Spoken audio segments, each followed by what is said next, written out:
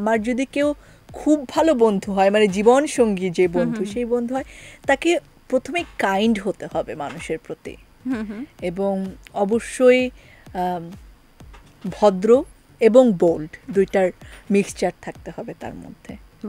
শিক্ষিত তো অবশ্যই হতে হবে। মানে ছেলেরা, আমি জানি না কেন আমাকে ছোটবেলা থেকে একটু ভয়ই পায়। ছেলেদের চটকনা লাগানোর সিচুয়েশন কোনোদিন ওরা ক্রিয়েটই করেনি। আচ্ছা, কিন্তু মেয়ে 2-3 জনকে দিয়েছি। সেটা ঝগড়া করে দেখতে পারে না আমার সঙ্গে। ঝগড়া কি নিয়ে করবো আপনার সাথে? আমি একটু রাগী, আমি একটু মারকুটে, একেবারে মানে কেউ একটা ধমক দিলে একটা চটকনা বসিয়ে দেওয়াতে বিশ্বাসী। ছোটবেলা থেকে আমার তাই মনে হতো। জাগো এফএম এর অ্যাপ এখন পাওয়া যাচ্ছে অ্যাপ স্টোর এবং প্লে স্টোরে। আমি বিশেষ সূত্রে খবর পেয়েছি ব্যক্তিগত লাইফে আপনি নাকি অনেক ঝগড়টে। তাই? সেই বিশেষ সূত্র কে সেটা জানি না। বিশেষ সূত্র বলা যাবে না। জানি না। আপনি ঝগড়টে না? সেটা ঝগড়া করে দেখতে পারে না আমার সঙ্গে। ঝগড়া কি নিয়ে করব? আপনার সাথে ঝগড়া করার কিছু নেই। এই তো ঝগড়া করার নেই, তাহলে কিভাবে ঝগড়াটে হবো বল? আচ্ছা, আপনি মারদাঙ্গা? আমি ছিলাম আসলে ছোটবেলা থেকে। যারা আমাকে, বাবা যে পার্টটা নিলেন, আমি ছিলাম আসলে। আচ্ছা, ছোটবেলা থেকে আমাকে যারা চিনে তারা জানে যে মানে আমি একটু রাগী, আমি একটু মারকুটে, একেবারে মানে কেউ একটা ধমক দিলে একটা চটকনা বসিয়ে দেওয়াতে বিশ্বাসী। ছোটবেলা থেকে আমার তাই মনে হতো। সমৃদ্ধি আপু, আমার মনে হতো যে যারা মানে প্রতিবাদ মানেই হচ্ছে তার উপর আক্রমণ করা কিংবা একটা সহিংসতা করা, আমাকে যতটুক না বললো তার থেকে 10 গুণ ফিরিয়ে দেয়া। কিন্তু সময়ের সাথে সাথে আমার মনে হয়েছে যে প্রতিবাদ আসলে ওইটা হতে পারে না, এবং আপনি আসলে শক্তিশালী আপনার ভেতর থেকে হন, আপনার যুক্তি দ্বারা, আপনার ন্যায় দ্বারা, আপনার প্রজ্ঞা দ্বারা, আপনার বিবেক দ্বারা। সো সেই জায়গায় মানে চটকনা একটা বসিয়ে দিলাম মানেই আমি অনেক শক্তিশালী, সেটাতে আমি আর বিশ্বাসী না। সো ওইটা থেকে আমি হ্যাঁ কিন্তু সেটা থেকে আমি বের হয়ে আসার চেষ্টা করছি। আমি বিশ্বাস করি যে মানুষ আসলে একটা প্র্যাকটিসিংয়ের মাধ্যমে আরও বেটার জায়গায় নিজে যেতে পারেন। আপনি যেভাবে জন্মগ্রহণ করলেন তার থেকে একটা বেটার জায়গায় আপনি প্র্যাকটিসের মাধ্যমে যেতে পারেন, আপনি নিজের আত্ম উন্নয়ন করতে পারেন। সেই চেষ্টাটা আমি করছি।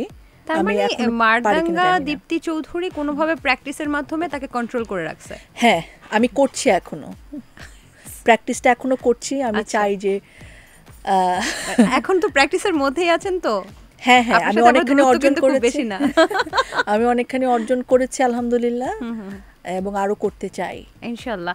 কিন্তু ওই যে হ্যাঁ উত্তরটা জানতে চাচ্ছি, মানে কাকে, কখনো কোনো ছেলেকে চটকানা লাগিয়ে দিয়েছিলেন নাকি? কেন?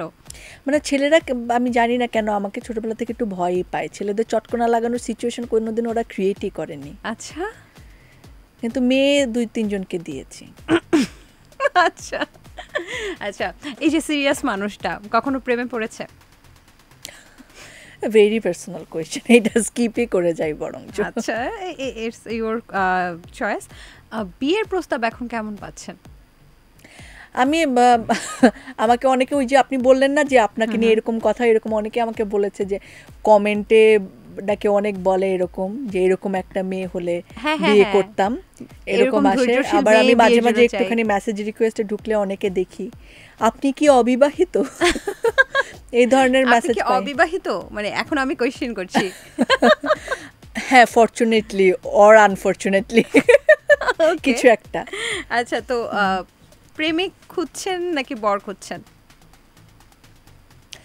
জানি না, আসলে বন্ধু খুঁজছি হয়তো, বা বন্ধুই চাই আসলে মানুষের জীবনে। সে হয়তো কখনো গিয়ে প্রেমিক হয়ে যায়, কখনো বর হয়ে যায়, হাজবেন্ড হয়ে যায়। জীবন সঙ্গী হিসেবে যদি প্রেমিক বা বর যেটাই আমরা খুঁজে থাকি না কেন, অনেকের অনেক চিন্তা থাকে যে আমার মানুষটা এমন হবে, মানুষটা এমন হবে। তো সেক্ষেত্রে কোনো চিন্তা কি করেছেন আপনি? অনেকের প্রশ্ন এটা।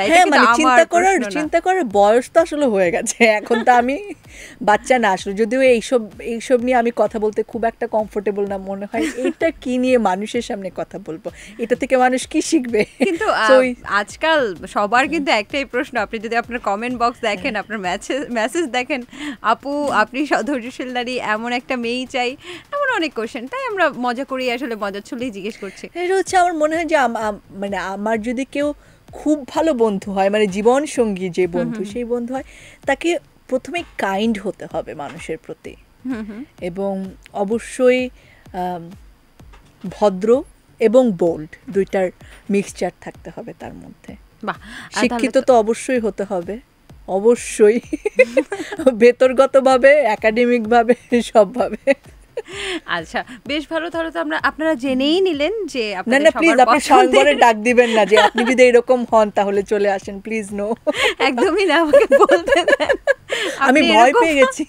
আপনি এরকম হলেও আসবেন না, না হলেও আসবেন না, সেটা হচ্ছে বলছি তাহলে তো আমি সারা জীবন এরকমই থেকে যাব। ও আচ্ছা, তিনি চাচ্ছেনও আবার বলবেনও না, মানে কি একটা অবস্থা বলেন তো। আচ্ছা, এনিওয়েজ যারা যারা শুনলেন তারা তো খুবই খুশি হলেন আশা করি, যে জেনে নিলেন যে আপনাদের পছন্দের দীপ্তি চৌধুরী, যাকে আপনারা সবচেয়ে ধৈর্যশীল নারী বলছেন, তার পছন্দের মানুষটা আসলে কেমন হতে হবে শুনে নিলেন। কিন্তু আমি কিন্তু আমন্ত্রণ জানাচ্ছি না, আবার জানাচ্ছি, জাগো এফএম এর অ্যাপ এখন পাওয়া যাচ্ছে অ্যাপ স্টোর এবং প্লে স্টোরে।